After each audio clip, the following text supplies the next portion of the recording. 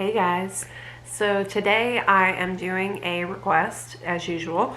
This one is from Dan and Lily's beard product review. Hey Dan, how's it going? He requested this a while back and a lot of my files got mixed up and somehow I lost it in the ether. I don't know. So Dan, I apologize for this being really late, but here we go. But if you guys want to watch some cool videos on service dogs, he has an adorable little service dog named Lily. And Dan also has an epic beard and he reviews different oils and stuff like that for his beard. So if there's any guys out there who are into that sort of thing or want to know some good beard oils, conditioning, things like that, check out Dan's channel. I will link that below. So today's request is about the Pike County Massacre. I'll talk about a general overview and then I'll go a little more in depth. The Pike County shootings took place on the night of April 21st to the 22nd of 2016 when 8 people, all in the same family, and it was the Roden family, were shot and killed in 4 different homes in Pike County, Ohio. 7 of the victims, which includes 6 adults and 1 16-year-old boy, were found shot execution style in 3 adjacent houses, while the 8th victim, another adult, was found shot to death in his camper in nearby Piketon. Now, 3 young children survived this. They were not victims of any shooting, any harm. They were left completely unharmed, thankfully, and that included 2 infants and a toddler. At least 2 shooters are believed to be responsible for these murders. Now, investigators and prosecutors of the trial believe the murders were absolutely premeditated, and there is proof of that, which we'll see when I get more in depth in it, and that the perpetrators were known to the Roden family.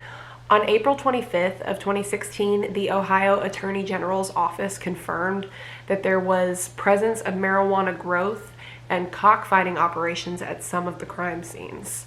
However, they did not confirm a direct connection between these things and the killings. In November of 2018, 4 members of the Wagner family, who were known to the Roden family, were arrested in Ohio and Kentucky and charged with the 8 murders. So the bodies were first discovered when Bobby Jo Manley, who was a sister of one of the victims, Dana, came to feed pets at the home. Shortly before 8 a.m., the police were alerted when Bobby Jo called 911 and reported 2 bodies.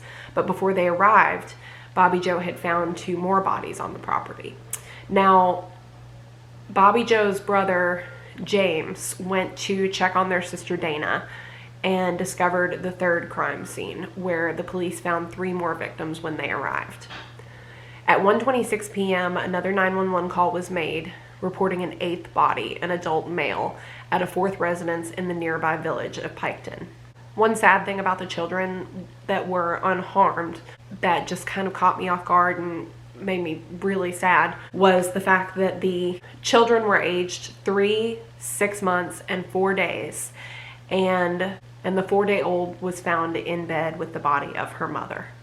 Now, the 4-day-old and 6-month-old were placed under protective services, and the 3-year-old was put under the guardianship of his mother, who was not involved in the killings, not harmed in the killings, anything like that.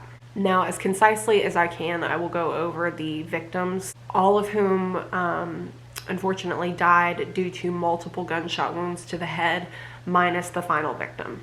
We have Christopher Roden Jr., who was 16 years old, who was the son of Dana and her ex-husband Christopher Sr. Christopher Sr., who was 40 years old. Clarence Frankie Roden, who was 20 years old and the eldest son of Dana and Christopher.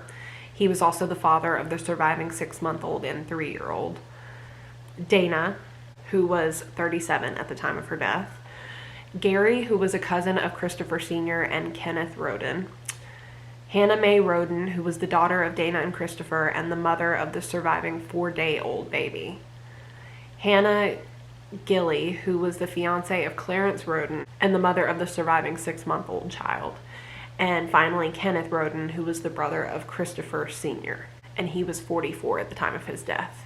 And Hannah was 20. I think I might have skipped her age. Hannah was 20 at the time of her death. Now, one interesting piece of evidence, I guess you could say, into why the police thought that the killers must have known the Roden family was because they had two very protected dogs on the property, and there was no evidence at all that the dogs had tried to attack anybody. Now, in August of 2016, Sheriff Charles Reeder confirmed investigators' early suspicions that more than one shooter was involved, and he even stated that the two children, being the 6-month-old and the 4-day-old left alive, remained in grave danger because of the investigation. Later that month, officials in Kenton County, Kentucky, located about 100 miles from Pike County, reported similarities between the Ohio shootings and a double homicide that occurred in Kenton County that occurred 2 weeks before. In this shooting in Kentucky, the victims, who were a well-known drug dealer and his girlfriend, were found fatally shot execution style in their bed. And not only was the shooting style similar, but there were also children in this home who were left unharmed as well. Now we skip ahead to June 20th of 2017. Ohio police announced that they were seeking additional information on members of the Wagner family, including Jake, as well as his parents Billy and Angela, and his brother George. They were living in Alaska at the time, and police wanted information that members of the public may have had interactions with the family, specifically conversations pertaining to vehicles, firearms, and ammunitions. On November 13th of 2018, Ohio Attorney General Mike DeWine announced that George Billy Wagner, Angela Wagner, George Wagner IV, and Edward Jake Wagner had been arrested and charged with planning and carrying out the murders. Now, prosecutors say that the family methodically planned, then killed the members of the Roden family. They say that the central dispute between the families was actually a custody battle for the daughter of Jake Wagner and Hannah Robertson, who was Sophia Wagner. In addition to the shared custody of Sophia, the surviving family members had said that these two families shared business interests. And there was a history of certain family members who were witnesses or involved or, had some sort of say in their opinion of who should have custody, lying in court documents. So this war over Sophia got very dirty, I guess you could say. Now, all 4 members of the Wagner family who were arrested in connection with the deaths of the Rodens have pleaded not guilty and continue to claim their complete innocence in these crimes. None have been released on bail, and it will likely be several years before all of the cases are concluded. It's said that it can take several years for a death penalty case to get to trial, and that's what the prosecutors are pushing for. And that timeline will be increased with the number of defendants, witnesses, and victims in the case, so this could take a long time before it's closed. While there was limited forensic evidence of the scene, Sheriff Reeder said that the accused killers made mistakes in covering their tracks. He said that information about the parts to build a silencer, cell phone evidence, and the lies that the Wagners told police during an investigation were all clues towards them. And also, according to the indictment, the Wagners monitored the social media accounts of the victims, shared information about the victims, their home, and cameras on the homes. So they were watching them for quite a while before this happened. It's said that they were tracking them for months prior to the murders actually occurring.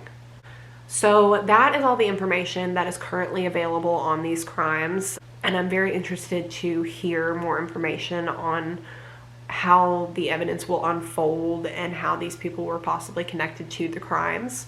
And maybe later down the road I could do a follow-up video on that, because that would be really interesting. So thank you again, Dan, for the suggestion. I really appreciate it. This was a really interesting story and I really liked reading about it.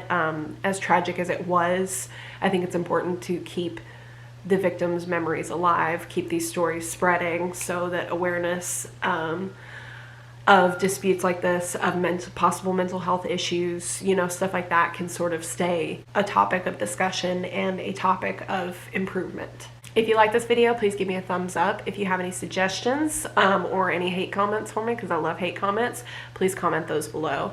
Subscribe if you want to see more videos. I make new videos every Wednesday, and I will see you guys next week.